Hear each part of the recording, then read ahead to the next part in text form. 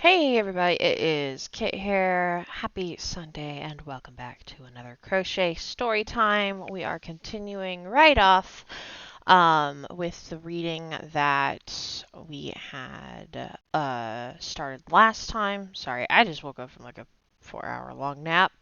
I meant to only lay down for 45 minutes. Set a timer, went completely right through it. Oops.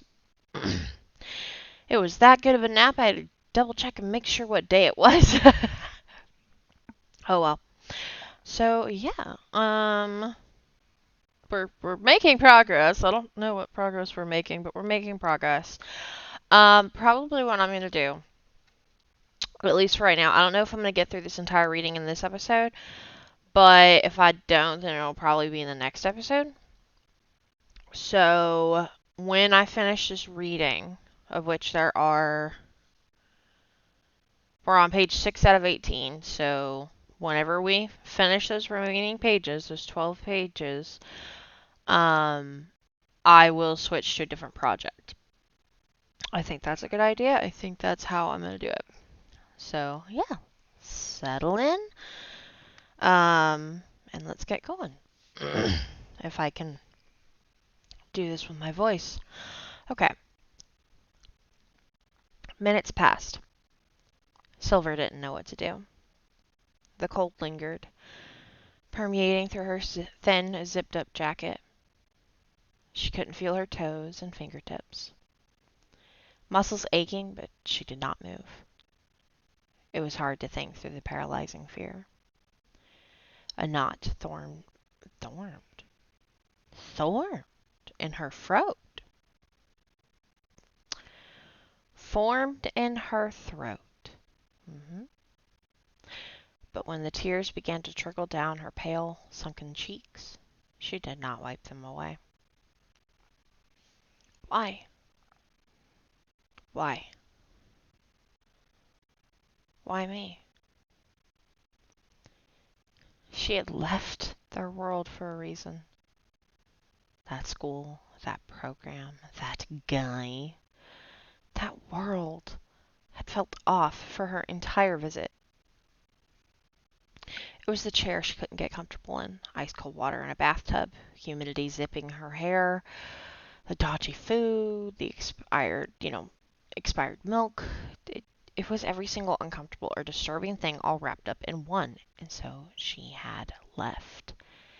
She made the decision to do what was best for her, despite what Keelan wanted.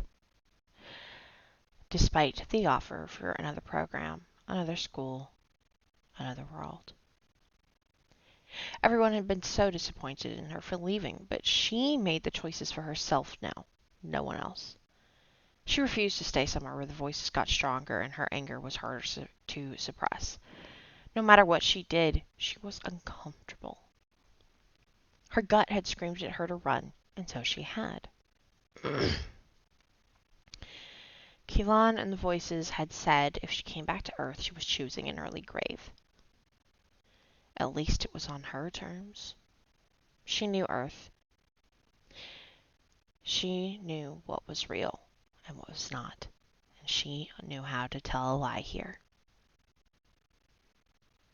If she was to die, she wanted it to be here. Yet despite making her choices, they had followed her. They had chased her from the University of Chicago, forcing her to give up her belongings and her scholarship and her chance at a better human life. They had not given her peace. They were in her room, her refuge, right in front of her. They were patiently waiting for her now, on the other side of that door. Did they sense her? Did they know she could sense them? If she were to walk away right now, could she get away? Would they let her? Why? Why? Why? Fatigue crept in, teasing her body with thoughts of sleep on that awful mattress. Of drowning herself in NyQuil and hoping the entire body ache, fever, and chills was just a cold. Maybe she could ask Diego for another room. Maybe she could go to another shelter. Anything but go through that door. Silver didn't want this. She was tired of running. But she didn't want to face them either. You cannot keep running forever, Sylvie. The woman beside her watched as the girl reacted, jumping slightly. A sad smile was displayed on the woman's elderly but beautiful face, translucent and wispy as it was. See-through eyes held barely restrained emotions as she searched Silver's closed-off expression. Pain, sadness, mourning, pent-up frustration. Silver looked away from her, turning around to lean on the rusted bird poop covered railing. She coughed once, twice, then 3 times, shivering afterwards. Copper taste lingered on her tongue, but she said nothing. After a minute, the woman came to stand by her side, pressing her lips together. Silver? She waited for a response, but none came. I know. I know you want to run. To hide. That no matter what I say, despite all these years of watching over you, despite what happened in Bordeth, I know you won't listen to a word I say, but I want you to know that no matter what you choose here, I am with you. To the woman, it was important that Silver know this, even if she did not acknowledge it. Tears continued to fall from Silver eyes, wetting strands of black curls. Frail hands clutched at the jacket, the pharmacy bag rustling with movement. She sniffled a few times, nodding once. She silently cried harder when she felt the woman's presence disappear, just as the spirit always did. Ciara was always there, no matter how many times Silver had sent her away. Sometimes it felt like that spirit was the only home Silver had anymore. But Ciara couldn't help her here. Silver was on her own, just like she had been since her mother's death. Fear, unease, and the throes of illness gripped her body, but she still had a choice to make. Run or enter. Hide from them or face them. Only Silver could choose. If she were to run, where would she go? This had been her final hope. She had less than $100 in her pocket, and that was not enough for a room anywhere else. She had paid for this one for the week. No refunds was Diego's favorite saying. She was beginning to get a cold. She would need a safe place. There was none. But if she entered, well, that was a whole bunch of unknown. She had nothing to give. Months spent at that program had earned her an exemplary grade in every subject they had assigned her, but her gifts were subpar at best. They had claimed they didn't have enough time to tease her gifts out, but she had felt the razor burn of the half-truths spilling from their lips. They had hidden something from her, and she had let them. Could it be them coming to convince her to accept the next program? To go back? Could her father be working with them? Was he part of the strange, uncomfortable deceit?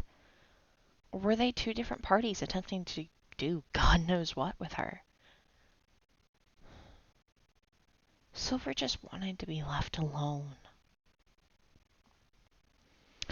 To run and hide was tempting. She wanted to disappear into the other world and walk into until she was certain they could never find her again. Weariness made her bones creaky, joints aching as she stood completely still, breathing, considering. She certainly could go into the other world, but what if she had run long enough? Would they ever stop? Truly? Could she hide long enough? Run far enough away? Perhaps. Or her neck began to turn her head back towards the door. Or she could face her fear. The crippling, paralyzing fear that felt like electric wires attached to her nerves, sending jolts of lightning through her system. It was painful. Pain. She knew it well. She remembered what it felt like. Oops. She remembered what it felt like from the doctors, from the school, from being sick for so long. Getting punched by Lalnin at that party, losing her mother, losing Vix and Lavender, saying goodbye to Holt and Keelan, losing herself. Pain was a constant in her life. She was used to it. She could work with it. It lit a fire in her stomach, and finally, a tiny light of rage straightened her spine. I see a slight little typo, and I have to fix it. There we go. She wasn't going to run anymore. How could she, when it was from them? They were so much stronger than she was, but she had always tried to do what was right for her. Why should she stop now? This was her world, not theirs. This was her choice, not theirs. If it was Keelan... Okay, sorry. It is spelled K-H-E-E-L-A-N. And I know it is Keelan or Keelan. Okay? I have a different version of the spelling for my first name. It's just weird. So I keep struggling because I'm like, there's an A, not an I. There's an A, not an I. There is an A, not an I. Sorry. If it was Keelan, she was going to tell him to go home. If it was him, she would tell him to piss off and leave her alone. It was that simple, right? Right? She felt the razor burn dance slightly across her skin at her own lie, but she focused on the light in her stomach as she gripped her keycard tightly. Knees trembling under threadbare jeans, she gripped the tarnished doorknob, seeing her eyes glowing silver in the crappy reflection. Closing her eyes and taking 3 deep breaths. Breathe with me, baby. Remember what we practiced?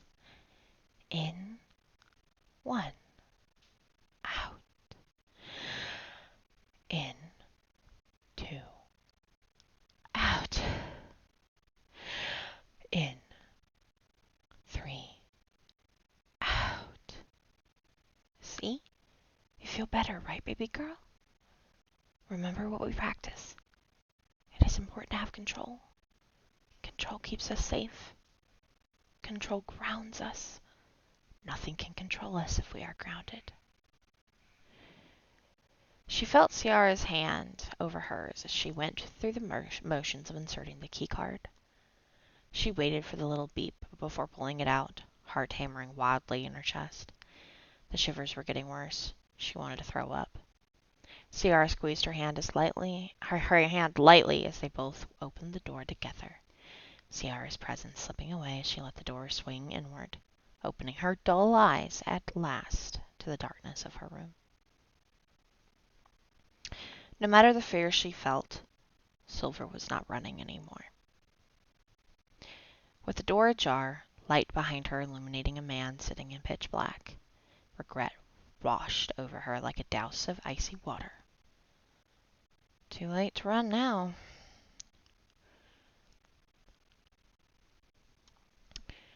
The first thing she noticed about him was his glowing silver eyes.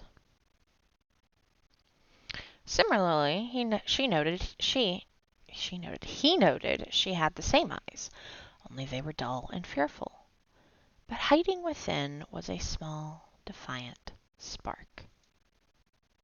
Good. For a long minute, both took the other in. To Silver, the man was large and imposing, a tall, muscular form folded awkwardly to completely dominate the crap living room chair that Diego insisted was brand new, but everyone knew wasn't. Her heart thudded harder as she saw dark ink covering nearly every inch of his pale skin, bulges in the dark clothing showing just how muscular he was. She had no doubt that if he wanted to, he could break her with just one hand. He wore a loose-fitting suit, but she saw the telltale signs of shimmering thread. It was no human-made attire.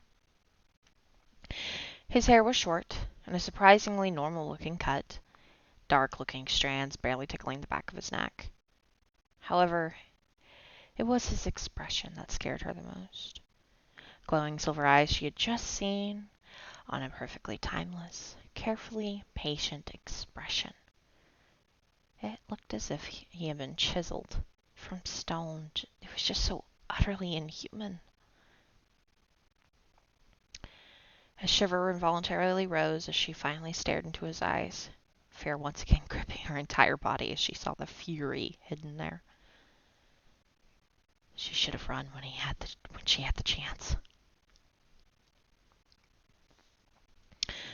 Roman's eyes slowly took in the trembling young woman in front of him, standing awkwardly in the door jamb.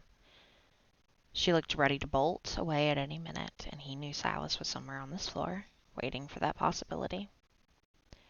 Anger and desperation twisted and writhed in his gut as he took her in. Dirty, tatted sneakers. Tatted? Oh, tattered, I guess. Huh. Stained, ragged jeans, and a fully zipped-up hoodie when it was a balmy night.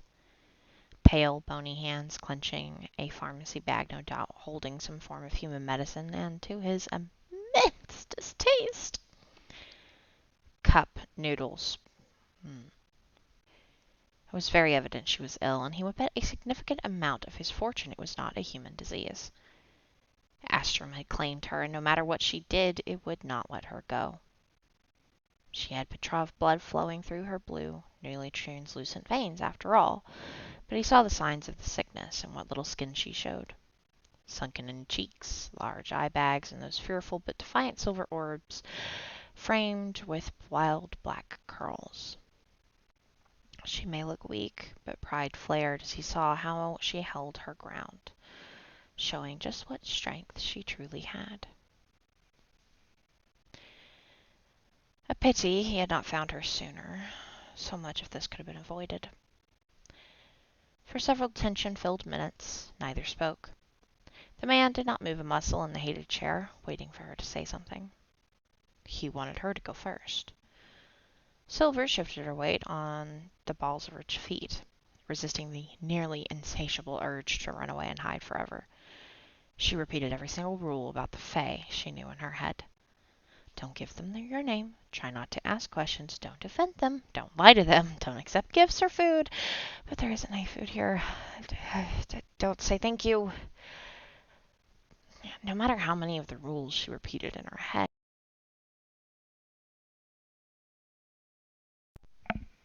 Hi, headset. How are we doing today? Okay. No matter how many of the rules she repeated in her head, she felt like none of them were going to help her here. Neither blinked as they eyed each other. For Roman, he tried to look less imposing, but he didn't know how. For Silver, she kept her tongue in check. Everything in her wanted to run, but there was a cheeky, suicidal part of her brain that wanted to say screw it and tell the man to get out, leave me alone, whatever you want, the answer is no. Perhaps that was not the best choice of words to say to someone she believed was a dark fae. The cold air lingered. Bugs zipped past and around Silver's hooded head as they poked at the single hanging lamp over the ajar door. He waited for her to come in, turn on a light, speak the words, sparking irritation in those silver eyes. Something. However, it was soon evident that she was going to do none of those things, much to his disappointment. He thought of what to say, how to set that spark off. He wanted to see her be less careful, despite realizing that was not going to be the best way to begin a relationship with his granddaughter. Still, the temptation. Oof. It felt like eternity before anyone spoke. Cold swirled around the room, sweaty condensation clinging to any surface it could find as humidity met the unnatural temperature. Silver's stomach twisted into more knots. Fight or flight was intense, but would it be enough? Somehow she doubted it. I don't want to go back. Eventually, a single word was said. After careful contemplation, it was decided it was the best course of action. Hello. The man's voice was rough, filled with gravel, and made her knees nearly buckle with fear. Puffs of air left parted lips, fingers trembling just barely as the plastic bag crinkled in her tight grip. Hello. It was such a normal greeting, coming from a not normal man. Was it intended to be a harmless greeting? To put her at ease? It was so human. She felt the power leaking from him that confirmed he was not. More silence. More waiting. More considering. The polite thing to do, Silver knew, was to reply with a similar greeting. Survival instinct had her jaw tightly locked, her teeth practically grinding on themselves. She was waiting on the other shoe to drop. With them, there was always another shoe. Honeyed words, razor-burned lies, gentle touches, a warm embrace, all the while insults to her face and daggers at her back. Silver was sick of it. The ugly rage boiled just a little more fear away. Roman watched her, taken back at her silence. He could feel her fear and a similar rage that burned through him beginning to radiate from her. What was going on behind those wary silver eyes? He waited another moment, hoping she would speak. He was trying, but humans... Ugh. Well, humans were not his specialty, and his granddaughter had been raised by them. It was totally absurd, and yet that was the situation he loathed with every fiber of his being. It should never have happened.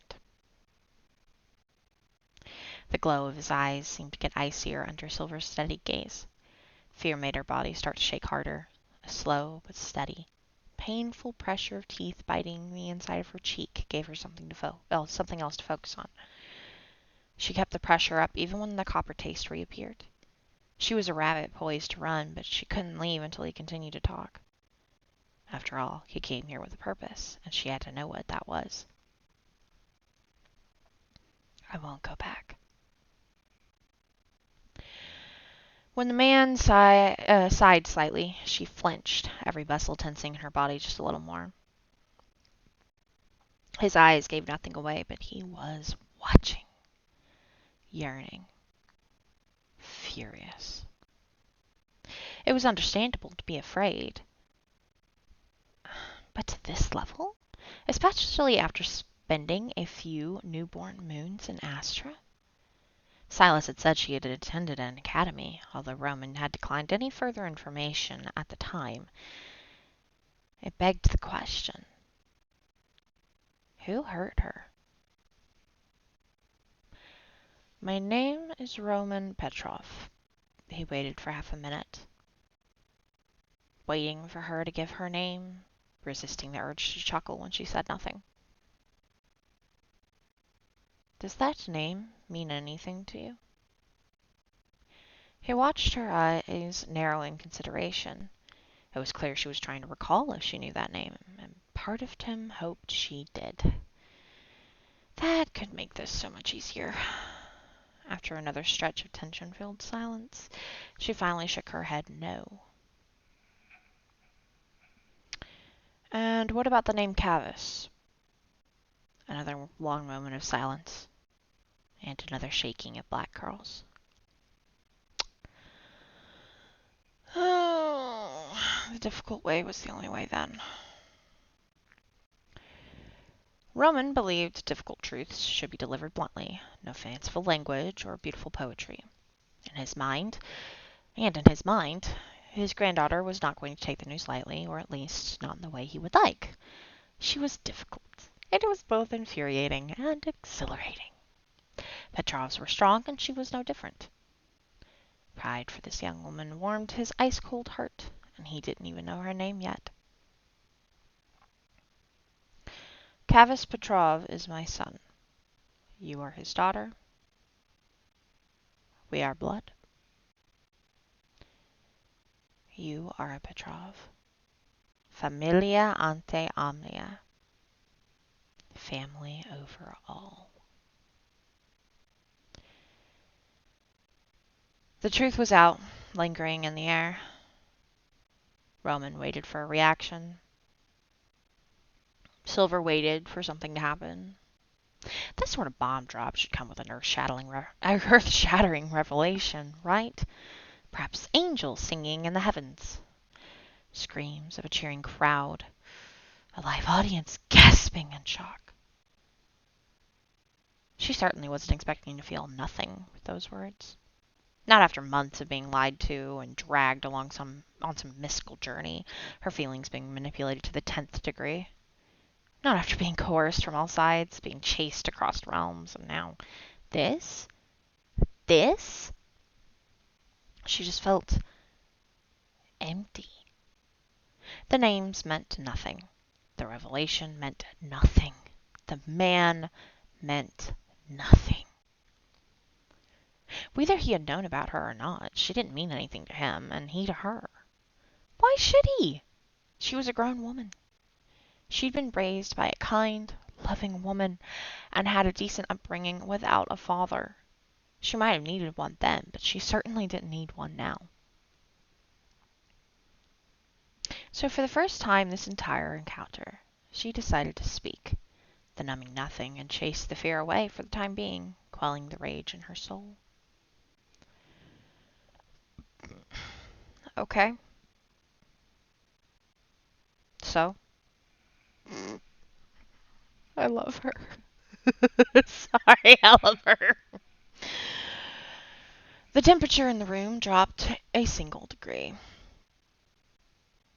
Just 1 degree of chill, yet it felt like 5,000.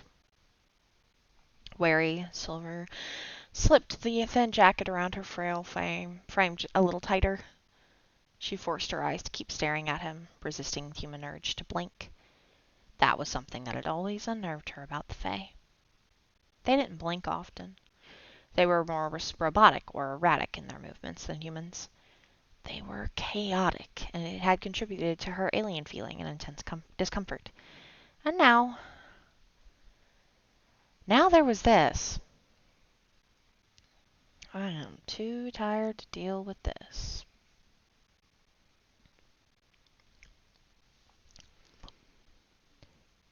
Roman stared at her, unmoving, unblinking.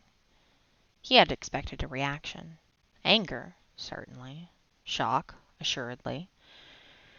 It would have been too much to hope for her to be happy with the revelation. After all, she was only an adolescent. But to say, okay. So? For a man that calculated every little thing, he had not anticipated that. It was irksome, troubling. All the while she stared at him, shivering in his cold wrath, and waiting.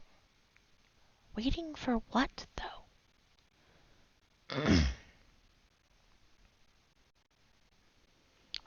Familia ante omnia, he said after a long period of cold, bone-chilling silence. For the first time since sitting down he moved, rolling his left coat sleeve up. He kept his movements slow, noticing her very visible flinch and trembling increase. It was on the inner side of his forearm. At the wrist was that Latin phrase tattooed in blood. Meeting her gaze once more, he saw a little glimmer of recognition and shock before she tucked those emotions away. Still, her eyes could not help but flicker back down to the tattoo. One she had seen before, countless times, on Ciara's incorporeal arm. The exact same spot, in fact. Her stomach sunk to her ankles as nerves once again hit. Do you know what that means? Words softly spoken, yet the air tingled with magical importance. Another shiver, another slow shaking of black strands. Family over all. He stood, muscles sighing in relief at being freed from the mother-forsaken, pathetic excuse for a chair.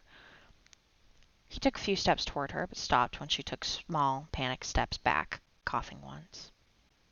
It was a wet cough, one that filled the air with a copper scent.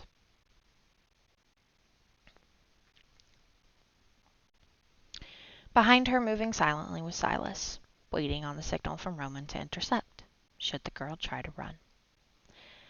Roman caught the girl's panicked gaze, noting she was taking deep breaths, as if it was an exercise of sorts. He could see it, deep in those silver orbs. Magic wrestling for control. It was impressive that she had managed to stay under the radar all this time. Those of his blood tended to be poor with control. Look, he began gently, but stopped as she visibly stiffened again, face carefully neutral, attentive. But he felt magic swirl around her all the same. A thin, pathetic ward that would keep nothing at bay. But it told him all he needed to know.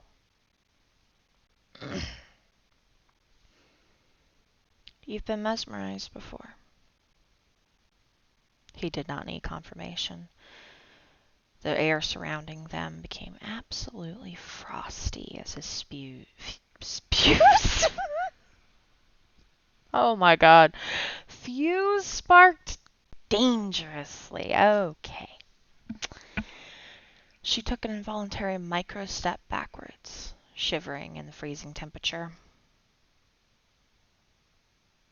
You expect me to do the same to you that other Fae have done. He needed no confirmation, but he wanted to hear it. He needed to know just what had been done to her so he could fix it. And once he found out what had been done, and he found the Fae responsible, heads will roll. She maintained his gaze, even though she fought her instincts to run. I can't do this again. I won't. I refuse. Weren't you? Stupid cold. Stupid teeth chattering. Stupid fear. Stupid Fae.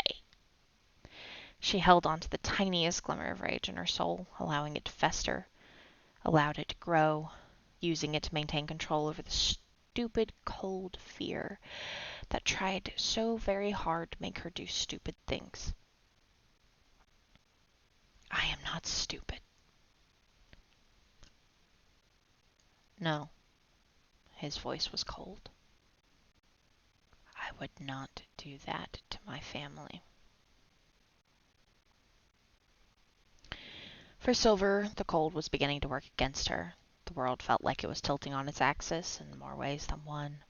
She felt like she was slowly spinning out of control, adrift on the journey of a destiny she was no part of but had no say in.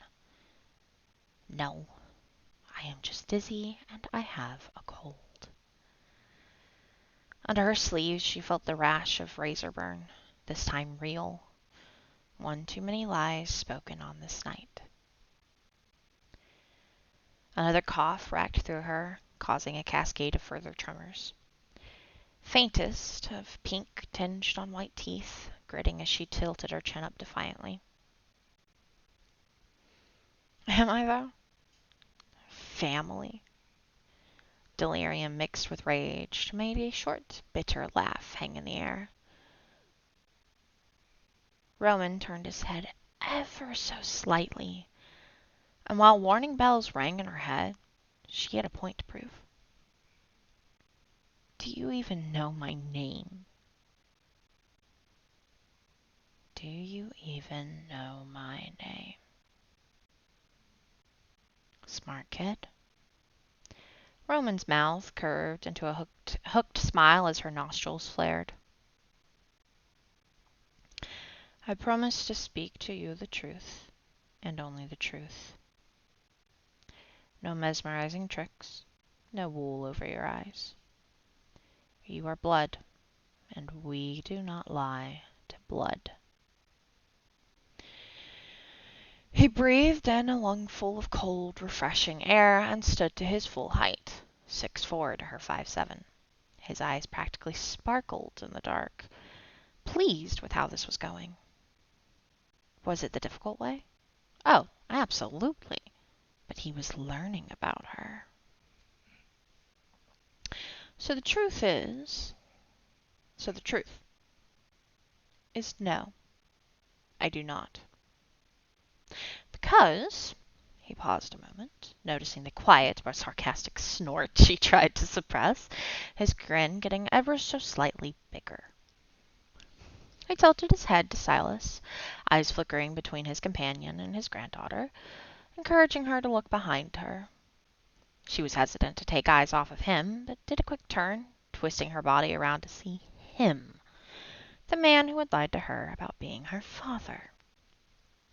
He felt her seething rage practically gushing off of her as she stared at Silas, who had pulled out the thick leather binder once more from his large coat. While I have a lot of information about you at my fingertips and even more at my disposal, I prefer to learn it from you. Sincerity poured from his tone. She slowly breathed, taking deep, controlled breaths as she twisted back towards him. It was intriguing how she was able to control her eyes glowing like that. He imagined it must have been a godsend during her time in human schools. Another few truths. Tonight is the last time you will be on Earth. Those eyes locked onto his. Her rage grew as he continued speaking directly to her. You will be coming with me to stay in my home in Astrum. You will get better, recover from the disease, overcome it, and grow into your own magic. You will learn what it is like to be a fae. You can try to run if you wish. You will not make it far. I do not intend to ever knowingly hurt you, granddaughter, and if I do, then I am truly sorry for it. But I would rather you be alive and well, and hating me, than dead here. He watched her bristle, even as another cough sent her body vibrating violently, the sight burning what little of his fuse he had left. Unacceptable. You can't just kidnap me. It's a fucking cold, for God's sakes. Her left arm twitched as nerves sang, the razor of a fierce lie making a small cut. It is not. It is Astrum calling you home. Will either you decide to believe that or not.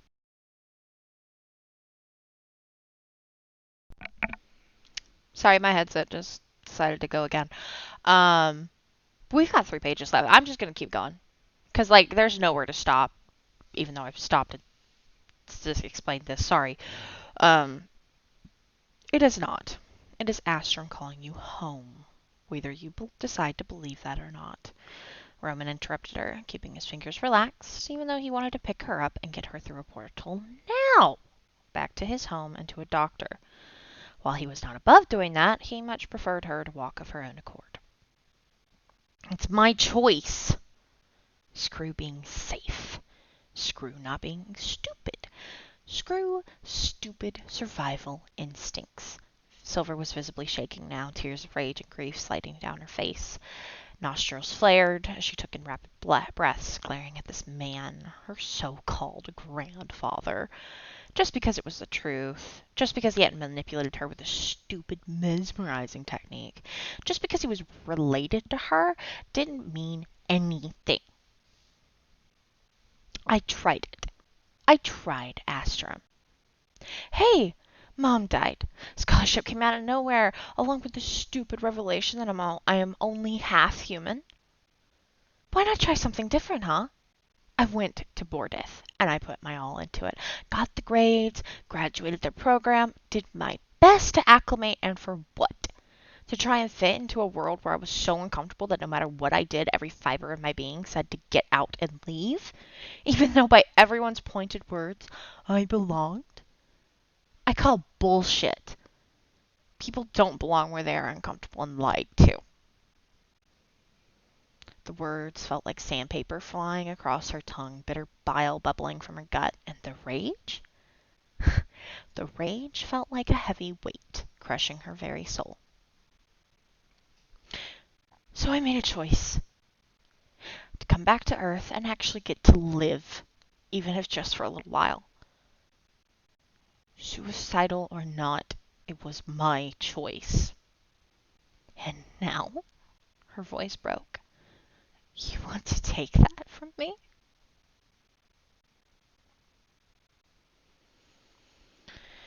It took everything Roman had to keep the ice contained.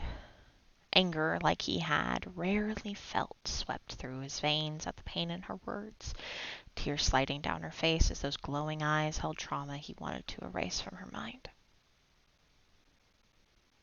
This should never have happened. He felt like he had failed her, and he hadn't even known her. I will not lie to you. I do not enjoy taking this decision from you, to cause you pain. But what I will say is that where you were, in Bordith, was not where you belong. Astrum is large, as I am sure you learned, and there are many facets of the realm. Bordith was light territory, and you are Dark Fae. He took a step towards her. She did not take a step back. We are Dark Fae. I will do my best to make sure you are comfortable, and if anyone... She gulped at the sudden intensity of his tone, the rage he had such a tenacious grasp on suddenly exploding. Mesmerizes, or otherwise lies to you to hurt you like that ever again. I will rip their heart from their broken body and squeeze until there is nothing left. Hot damn. I forgot about that. Grandpa pissed. Violent tremors exploded from her nerves, that fear suddenly back in full force. She tried to stop the flowing tears of anguish and vulnerability, but she found she didn't have the strength to stop the immeasurable tide. The world felt like it was tilting violently, growing smaller and smaller. Too much was going on, overwhelming her to almost the point of no return. She turned away from Roman abruptly, trying to breathe evenly to no avail. So that's it, then? I just don't get a choice. Her lungs gasped and expelled air, but she felt like she couldn't breathe. She just wanted to collapse on the floor. The difficult way was difficult. He felt sympathy for her, but he couldn't show it. Not here, in enemy territory. Not here, when he still did not know her name. Not here, when he couldn't let his guard down. Besides, he would rather her be alive to hate him. Better that than dead. With sincere eyes, but an otherwise expressionless face, he let her know her options. You have the choice of telling this establishment owner you are checking out, or simply walking away. It mattered little what she chose. She was not coming back here. Not now. Not ever. Silver fumed, steam practically pouring from her ears. It was better to focus on the rage than the earth-shattering despair that rolled in her stomach. It spread like a venom through her bloodstream, and she knew if she gave it any attention, she would be having a panic attack on the floor. She did not want to break down in front of these Fae. She refused to break down in front of anyone. No more. Yet her knees were threatening to give out, and the tears refused to stop. She grabbed onto that ball of hatred and rage, hanging on over the tumultuous anxiety and panic lurking below. Rage was all she had that kept her safe from screaming and pathetic sobs in the fetal position on the floor. And if I have other business to conclude? Hatred burned her tongue, but there was a panicky quiver in her voice that she loathed. She already looked weak. She didn't need to show any more weakness to them. Do not break down. Don't do it. Don't you dare. If you had any other business to conclude, I would have mentioned it. He knew he was being an ass. It wasn't that he didn't care. It was the sooner they left, the sooner she would get better. Had the dark veins appeared yet?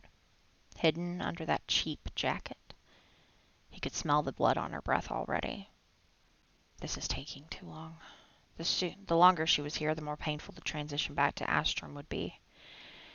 Her mouth opened and closed, gaping like a fish out of water. Her fingers curled into fists, unkempt, dirty nails digging into her fragile skin.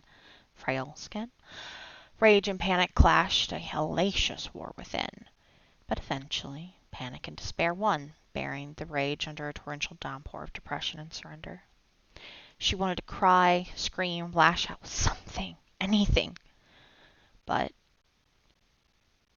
deep down, she knew there was nothing she could do. Roman had her backed in a corner, and once again she had no choice. No, she had made her choice. He was just unmaking it for her. He knew the moment she had given up. Hatred fueled those glowing eyes, but now there was a glimmer of emotion he didn't like to see but had expected. Anguish. She had worked hard for everything she had, he knew, and he was forcibly ripping her away from it. He did not like doing it. He promised he would make it up to her. He promised himself he would make it up to her. Somehow. Everything would be fine once they were home, in Astrum, where they belonged. Where she belongs. Fine. Gone was the rage fueling her defiance. Gone was the spark of fire in her eyes. Gone was the fight and the light of life. It twisted that piece of him deep inside, the kind grandpa who snuck his littles candy before bedtime. The piece that always brought presents when he was away. The one who learned how to braid so he could do his grandbaby's hair on babysitting nights. The grandpa he wished he could have been for her. Instead, he had to be the bastard who ripped her world asunder. Again. But he would do it, if it meant she lived. Roman Petrov would do anything for his family. I'm going to cry. I'm going to cry. I am going to cry. We're going to keep going, though. He opened his mouth, then closed it, nodding instead. He reached into his coat to offer her a black handkerchief, saying nothing when she didn't take it. She slowly turned around, eyes downcast, sniffling and wiping at her face with her sleeves.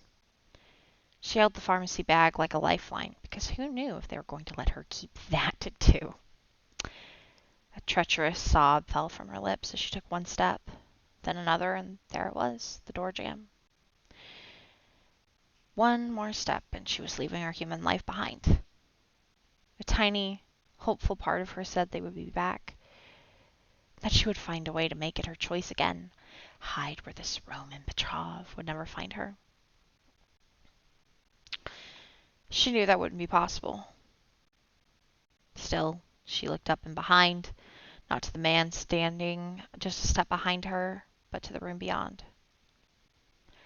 It was a dark room that smelled of cigarette smoke and stale mold, but in her mind's eye, she remembered her mother, giggling on sugar highs and jumping on the bed together, snuggled up under the covers, reading smaller, silver bedtime stories, learning how to clean and get the job done good, right and quick, saving every single penny she got so she could get Silver a Nintendo, even though she needed medicine, hiding in the bathroom while coughing up blood so her baby wouldn't see, even though Silver had heard it all the same,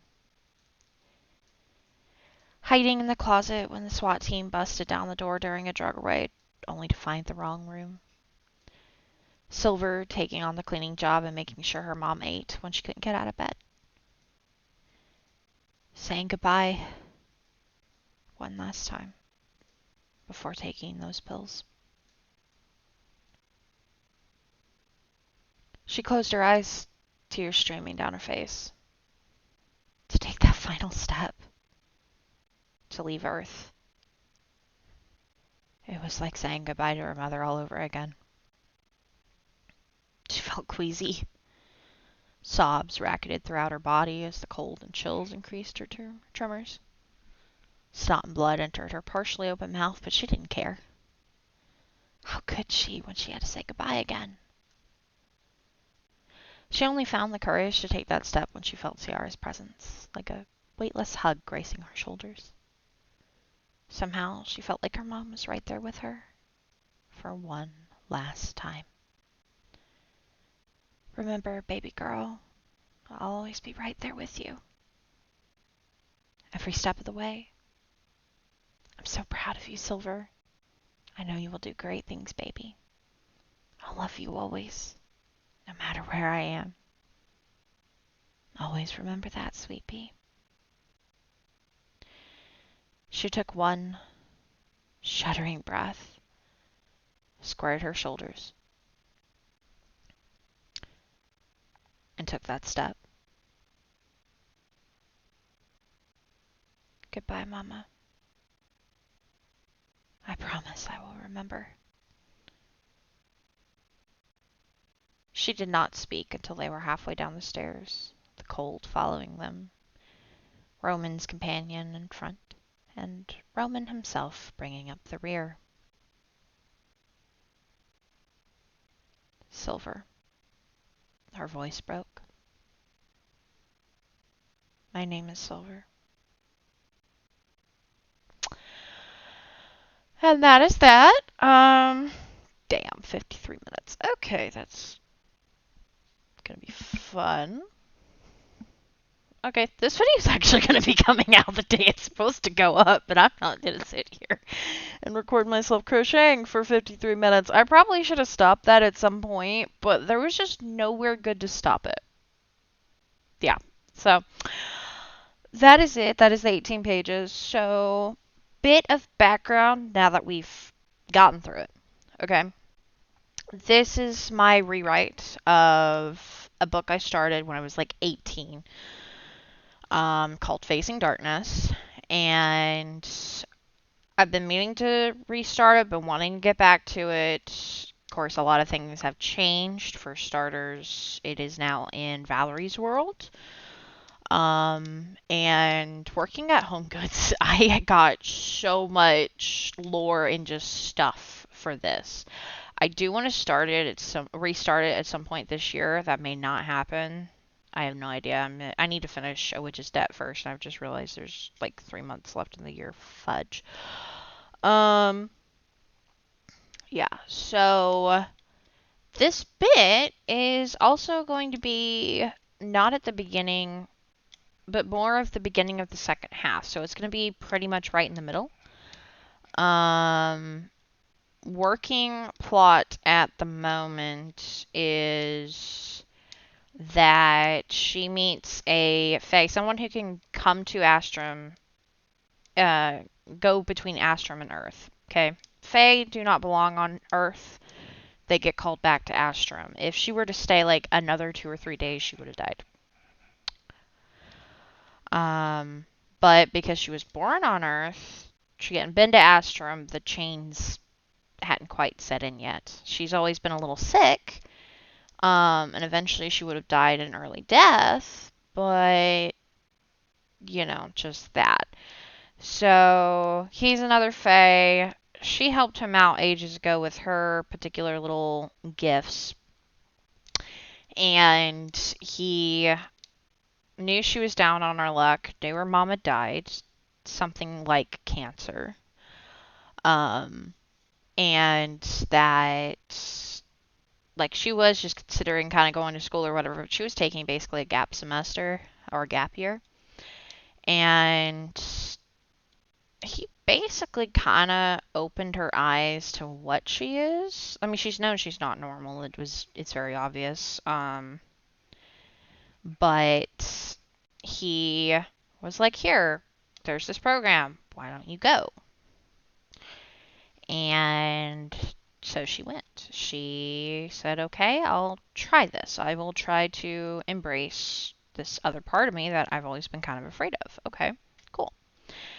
Right from the get-go, it was like the worst experience because she can tell when someone is lying. And everyone lied constantly. It was honey words, half-truths. She can tell all of that. And she was just so uncomfortable all the time. And there was a lot of really bad manipulation, just bad things going on at that school. And a lot of it did not exactly happen to her. It happened around her. Because they being the school, knew more of what was going on with her than she did. But she also was hiding things like the fact that she can kind of enter the spirit world. And like Ciara. Ciara is her paternal grandmother. Great-great-grandmother. Technically, it's Roman's mother.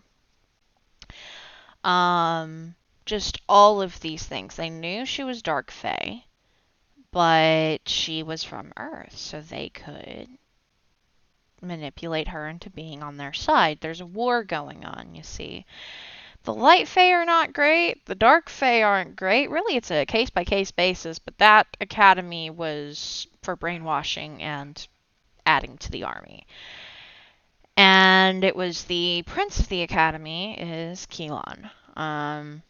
He liked her, but not liked her. He wanted to take her and manipulate her and mold her into basically his girl, his idea of what he wanted. And the adults were, the teachers and stuff were like, yeah, you can have her.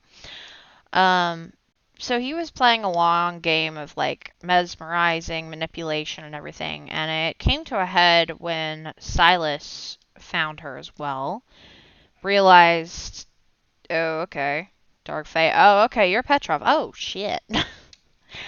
And, so he was kind of trying to pull the wool from her eyes, but also she felt like he was selling things. Like, she was just uncomfortable. It's like 6 months. She was there for like 6 months. A year on Earth. Like, the time is different. And so she was like, yeah, no, fuck this. I'm out. I'm so out. I am so out. I'm not dealing with this. So she made her choice. She decided, nope, nope, nope, nope, nope. I mean, she graduated the program. She did great things, but once she realized she had been memorized and she had been manipulated, there was no going back. And it was actually a classmate. A girl that, where Silver was treated more like an honored guest, this girl was treated like absolute trash. And yet, Silver's generally a nice individual. Silver saw that this girl, there was something wrong, and this girl, thanks to the kindness that Silver had shown her, the girl knew she couldn't get out, but she could help Silver get out. So she did that. And